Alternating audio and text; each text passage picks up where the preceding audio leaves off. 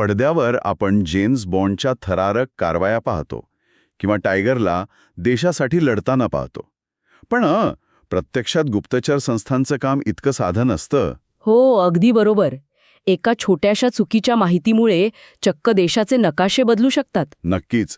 आणि जे विद्यार्थी आता MPSC किंवा पोलीस भरतीची तयारी करत आहेत ना, त्यांच्यासाठी तर एका चुकीच्या उत्तरामुळे थेट मेरिट लिस्ट हुकू शकते. म्हणूनच आज आपण या सखोल चर्चेत जगातील प्रमुख गुप्तचर संस्था समजून घेणार आहोत. म्हणजे आपण पाहणार आहोत की या महासत्ता त्यांचे डोळे आणि कान कसे वापरतात. अगदी. आणि कसंय, नुसती नावांची यादी पाठ करण्यापेक्षा ना त्यांचा मूळ हेतू समजून घेणं जास्त फायद्याचं ठरतं. म्हणजे थोडक्यात त्यांची काम करण्याची पद्धत. हो. इंटेलिजन्स एजन्सीज प्रामुख्याने 2 भागात विभागल्या जातात. एक म्हणजे बाह्य सुरक्षा आणि दुसरी आंतरिक सुरक्षा. लोकशाही देशांमध्ये ना ही बाह्य आणि आंतरिक विभागणी मुद्दाम केली जाते. अच्छा, म्हणजे एकाच संस्थेकडे सर्व अधिकार जाऊ नयेत म्हणून. अगदी बरोबर. तसं झालं तर ती संस्था स्वतःच्याच नागरिकांवर बेकायदेशीर पाळत ठेवू शकते. म्हणूनच अमेरिकेने CIA ला फक्त देशाबाहेर म्हणजे बाह्य सुरक्षेची जबाबदारी दिली आहे. आहा. आणि मग देशाच्या आत काय? देशाच्या आत काउंटर इंटेलिजन्स आणि हेरगिरी रोखण्यासाठी, म्हणजे तुझ्या भाषेत फायरवॉल म्हणून त्यांची FBI काम करते. आणि इलेक्ट्रॉनिक संवादावर पाळत ठेवणारी त्यांची NSA ही तिसरीच संस्था आहे ना? हो, NSA मुख्यत्वे सिग्नल्स इंटेलिजन्स बघते. पण मला नेहमी एक प्रश्न पडतो. मी पुस्तकांमध्ये वाचलंय की जेम्स बॉन्ड हा MI6चा एजंट आहे जो जगभर कारवाया करतो. हो, तो परदेशात काम करतो. पण लंडनमध्ये जर एखादा दहशतवादी हल्ला झाला तर त्याचा तपास मात्र MI5 करते, असं का? हा गोंधळ का? कारण ब्रिटननेही अमेरिकेसारखंच अधिकारांचं विभाजन केलंय. MI6 म्हणजे ज्याला SIS किंवा सिक्रेट इंटेलिजन्स सर्व्हिस म्हणतात, ती देशाबाहेर काम करते. आणि MI5?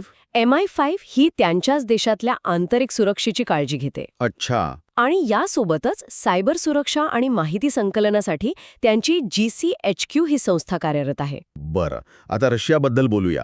जेव्हा आपण महासत्तांचा विचार करतो तेव्हा शीतयुद्धाच्या काळातल्या KGBचं नाव आपोआप डोळ्यांसमोर येतं. हो, पण आता परीक्षेच्या पर्यायांमध्ये KGB हे नाव दिसतच नाही. तेच तर, तिथे FSB आणि SVR असे पर्याय असतात. तिथे विद्यार्थ्यांचा हमखास गोंधळ उडतो. हो, कारण सोव्हिएट युनियनच्या विघटनानंतर जुन्या KGBचे तुकडे करण्यात आले. ती संस्था एकाधिकारशाहीमुळे खूपच ताकदवर झाली होती ना? म्हणजे तिथेही आता विभाजन झालंय तर? हो, आता रशियामध्ये SVR ही संस्था बाह्य गुप्तचर म्हणून काम करते आणि FSB ही आंतरिक सुरक्षा आणि काउंटर इंटेलिजन्सचं काम पाहते. बरं, महासत्तांची ही सिस्टम समजली. पण जेव्हा स्थानिक परीक्षांमध्ये भारतावर आणि शेजाऱ्यांवर प्रश्न येतात तेव्हा तिथली रचना कशी आहे? भारतानेही लोकशाही मूल्यांनुसार आपली रचना स्पष्ट ठेवली आहे. म्हणजे आपल्याकडे रॉ आणि IB अशी 2 नावं ऐकू येतात. अगदी बरोबर. बाह्य सुरक्षेसाठी रॉ किंवा रिसर्च अँड अनालिसिस विंग काम करते. आणि देशांतर्गत सुरक्षेसाठी? त्याची पूर्ण जबाबदारी IB म्हणजेच इंटेलिजन्स ब्युरोची आहे. अच्छा. आणि विशेष म्हणजे जर्मनीची रचनाही अगदी भारतासारखीच आहे. त्यांच्याकडे बाह्य सुरक्षेसाठी BND आणि आंतरिक सुरक्षेसाठी BFV या संस्था आहेत. पण इथे मला एक वेगळाच पॅटर्न दिसतोय. इस्रायलची मोसाद किंवा पाकिस्तानची ISI या एकाच नावाचा दरारा नेहमी ऐकायला मिळतो. हो, कारण तिथे सत्तेच्या केंद्रीकरणाचा दृष्टिकोन जास्त प्रभावी आहे. आणि फ्रान्सची DGAC जी फॉरेन इंटेलिजन्स आहे किंवा चीनची मुख्य सिव्हिलियन संस्था MSS, तिथेही विभागणी दिसत नाही. बरोबर ओळखलंस. पाकिस्तानची ISI ही लष्कराच्या प्रभावाखालील एक महाकाय संस्था आहे. ती बाह्य आणि आंतरिक असे दोन्ही विषय हाताळते. आणि मोसाद? इस्रायलची मोसाद देखील अत्यंत केंद्रीकृत अधिकारांसह काम करते. त्यामुळे तिथे सत्तेचे विभाजन हा प्रकार कमी दिसतो. म्हणजे परीक्षार्थींनी अभ्यास करताना कोणता देश सत्तेचं विभाजन करतो आणि कोणता देश एकाच संस्थेवर विसंबून आहे, हा धागा पकडला तर पाठांतर खूप सोपं होईल. नक्कीच. नुसते देशाचे नाव पाठ करण्यापेक्षा त्या संस्थेचे मुख्य काम काय आहे हे बघायला हवं. म्हणजे सिग्नल्स इंटेलिजन्स आहे, काउंटर इंटेलिजन्स आहे की सिव्हिलियन सिक्युरिटी आहे? समजून घेणं हा अभ्यासाचा खरा स्मार्ट मार्ग आहे. याने बहुपर्यायी प्रश्नांमध्ये गोंधळ न उडता अचूक उत्तर शोधायला मदत होते. क्या बात है. या सगळ्या सखोल चर्चेंती ना एक मोठा प्रश्न उभा राहतो. कोणता?